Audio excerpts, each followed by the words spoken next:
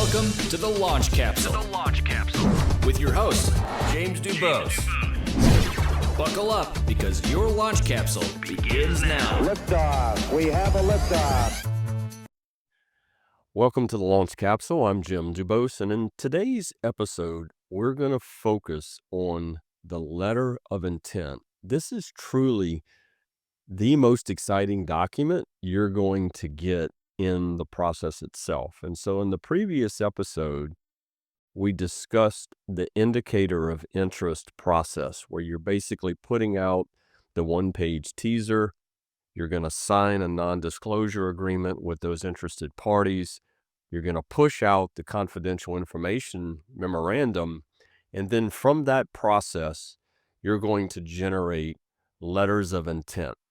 And so I want to talk a little bit about the sections that are going to be contained in the letter of intent so that you can start to formulate in your mind what's going to be coming at you. Okay, so let's get started here. In section 1 is what I'll just call the purchase price and structure. And so they typically will include the total financial consideration to compensate you as the owner or a group of owners for the business itself. The next part of that will typically be, what is the form of payment? Is it cash? Is it stock? Is there an earn-out component associated with the overall purchase price? Is there seller financing expected, etc.? And then the last component would be what would be the payment schedule and or milestones? What's the upfront cash? What's performance-based? These types of things. I can tell you from my experience in my last transaction, there were radically different presentations when it came to purchase price and structures. And so that's why in the very beginning of this process, I talk about why are you doing this and setting your expectations appropriately, because you're going to get all kinds of structures and payment options, if you will. So this is really, really critical because you're going to get a very wide view to what people are thinking and how they want to possibly purchase your company. So in section 2, you typically are going to see what I like to call the assets versus shares being acquired. This is clarifying the deal structure. Is it an asset sale or is it a stock/equity sale?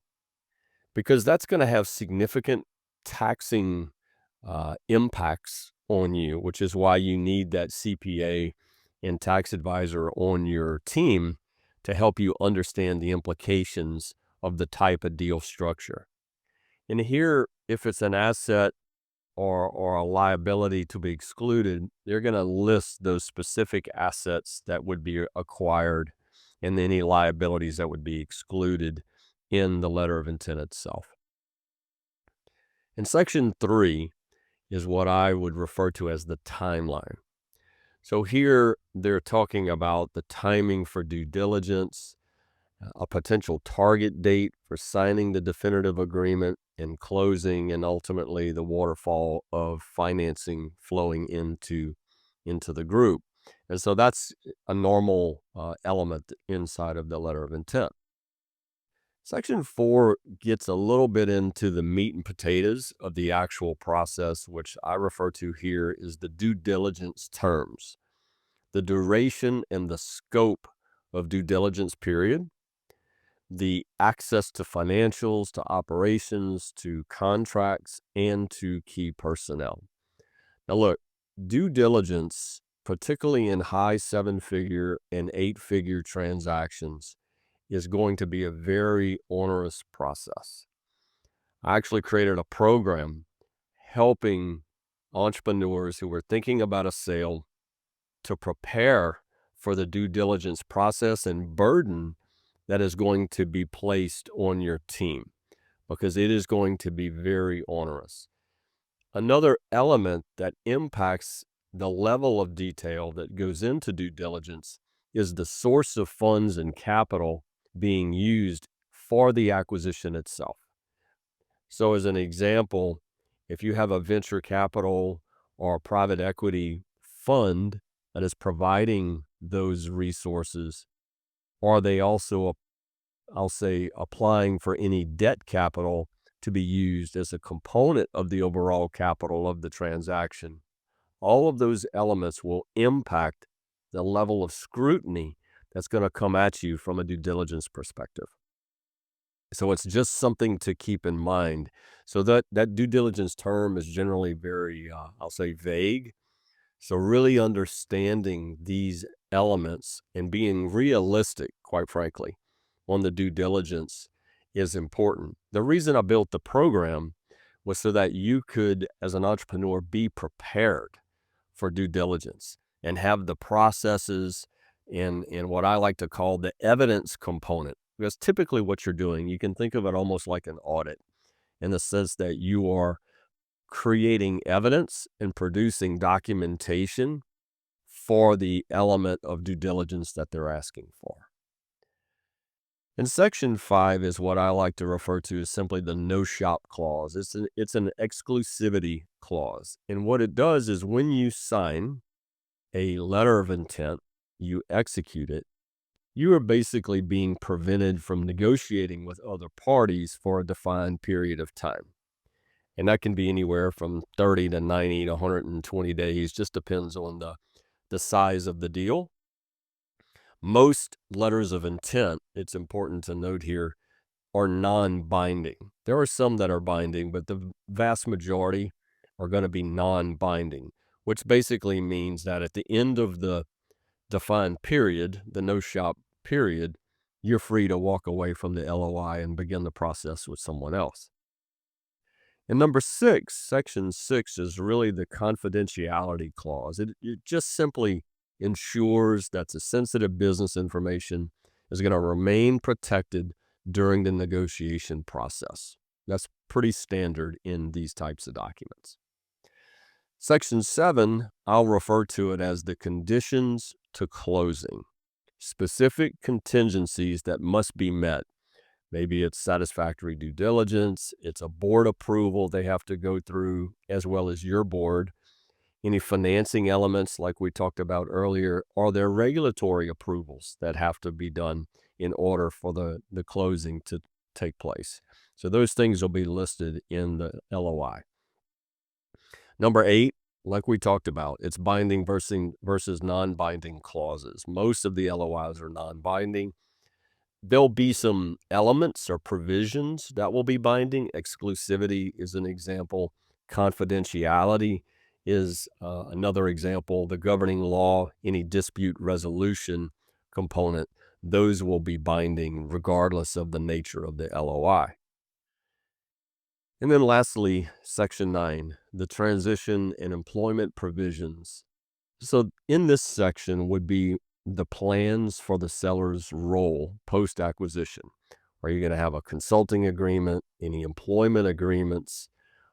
You'll also have employee treatment, let's call it, or any retention terms. Maybe there's some key stakeholders within your team that you want to make sure are taken care of. All of that would be within this, I'll say, transition planning.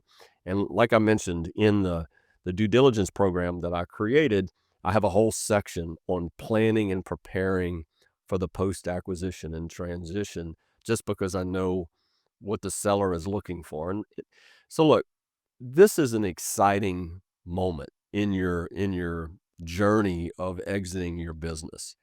It should be, in a way, fulfilling because you've worked so hard to get to the point of actually beginning the process of realizing the value you've created in your company. It's also an opportunity for you to really reflect on the employee team and community and think about, I'm transitioning the people in my care to another organization with new ownership. Do they have their best interest at heart? You do everything in your power as an entrepreneur who really cares about the people in your care to make sure that they're going to have the continued opportunity for their professional development, They're going to be able to achieve their personal goals and professional goals within the new organizational structure. And that your customers, the ones who are with you on this journey, are going to continue to be serviced and cared for the way you did as an entrepreneur, owner, and founder in the business. And so you're really thinking about the people here in this moment. And you're thinking about, okay, this is going to be a net new partner, net new owners. Let's try to evaluate their perspectives. And look, I can tell you that I had, as I mentioned, we had 65 IOI responses. We had over 20 LOI responses. We had countless conversations with potential, new ownership partners. And it was very easy for me through that dialogue to find those that I thought would be good fits and to find those that I said, those are probably not the right fit based upon the culture and organization that we had built and the team members that we had built. And so that was really a big driving force for me as we went through this journey. The financial outcome played a huge component. We had worked very hard to get to the place that we were in the business. We knew we were leaving what I like to call some additional revenue capability for the new buyer. So it was a win-win transactionally for a potential buyer, because they were going to begin to realize a return on investment very quickly. And so look, I hope this was helpful to you. Again, this should be a joyful and fulfilling moment in your journey.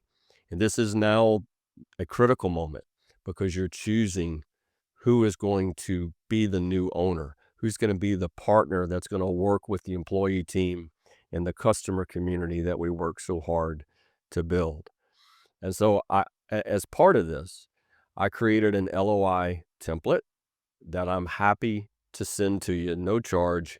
Just send me an email at entrepreneurship@dubos.me, and I'm happy to send you this free template just so that you have a structure of expectations of what you should be looking for during this process. If there's anything that I can do, if you're interested in the due diligence preparation program, happy to help you in that regard. I look forward to continuing to walk this journey with you, and have an awesome day. That's a wrap for today's episode of The Launch Capsule. With your host and mentor to success, James DuBos. If you enjoyed today's episode, don't forget to subscribe and share.